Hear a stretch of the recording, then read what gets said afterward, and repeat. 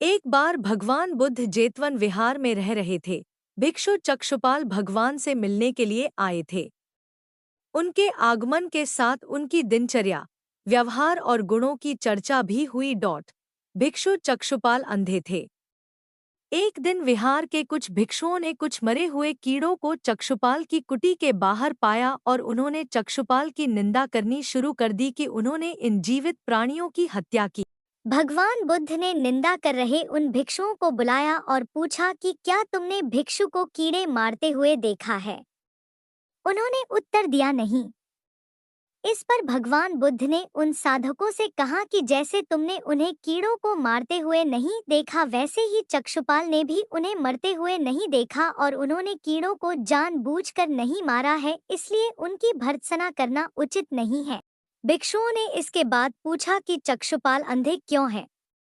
उन्होंने इस जन्म में अथवा पिछले जन्म में क्या पाप किए? भगवान बुद्ध ने चक्षुपाल के बारे में कहा कि वे पूर्व जन्म में एक चिकित्सक थे। एक अंधी स्त्री ने उनसे वादा किया था कि यदि वे उसकी आंखें ठीक कर देंगे तो वह और उसका परिवार उनके दास बन जाएंगे। स्त्री की आंखें ठीक हो गईं, पर उसने दासी बनने के भय से यह मानने से इनकार कर दिया। चिकित्सक को तो पता था कि उस स्त्री की आंखें ठीक हो गई हैं। वह झूठ बोल रही है। उसे सबक सिखाने के लिए या बदला लेने के लिए चक्षुपाल ने दूसरी दवा दी। उस दवा से महिला फिर अंधी हो गई। वह कितना ही रोई पीटी, लेकिन चक्षुपाल जरा भी नहीं पसीजा। इस पाप के फलस्वरूप अगले जन्म में चिकित्सक को अंधा बनना पड़ा। एक बार भगवान बुद्ध अपने अनुयायियों के साथ किसी गांव में उपदेश देने जा रहे थे। उस गांव से पूर्व ही मार्ग में उन लोगों को जगह जगह बहुत सारे गड्ढे खुदे हुए मिले। बुद्ध के एक शिष्य ने उन गड्ढों को देखकर जिज्ञासा प्रकट की, आखिर इस तरह गड्ढे का खुदे होने का तात्पर्य क्या है? बुद्ध बोले, पानी की तलाश में किसी व्यक्ति ने इतने गड्ढे खोदे हैं। यदि वह धैर्यपूर्वक एक ही स्थान पर गड्ढे खोदता तो उसे पानी अवश्य मिल जाता, पर वह थोड़ी देर गड्ढा खोदता और पानी न मिलने पर दूसरा गड्ढा खोदना शुरू कर देता। एक बार भगवान बुद्ध भिक्षा के लिए एक किसान के यहाँ पहुँचे। तथागत को भिक्षा के लिए आया देखकर किसान उपेक्षा से बोला, श्रमण, मैं हल जोतता हूँ और तब खाता हूँ।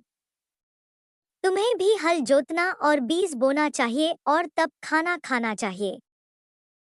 बुद्ध ने कहा, महाराज, मैं भी खेती ही करता हूँ। इस पर किसान को जिज्ञासा हुई और वह बोला, मैं न तो तुम्हारे पास हल देखता हूँ, ना बैल और ना ही खेती का स्थल। तब आप कैसे कहते हैं कि आप भी खेती ही करते हो? आप कृपया अपनी खेती के संबंध में समझाइए। बुद्ध ने कहा, महाराज, मेरे पास श्रद्धा का बीज, तपस्या रूपी वर्षा और प्रजा रूपी जोत और हल, पाप भीरुता का दंड है, विचार रूपी रस्सी है, स्मृति और जागरूकता रूपी हल की फाल और पेनी है। मैं वचन और कर्म में संयत रहता हूँ। मैं अपनी इस खेती को बेकार घास से मुक्त रखता हूँ और आनंद की फसल काट लेने तक प्रयत्नशील रहने वाला हूँ। अप्रमाद मेरा बैल है जो बाधाएं देखकर भी पीछे मुंह नहीं मोड़ता है। वह मुझे सीधा शांति धाम तक ले जाता है। इस प्रकार मैं अमृत की खेती करता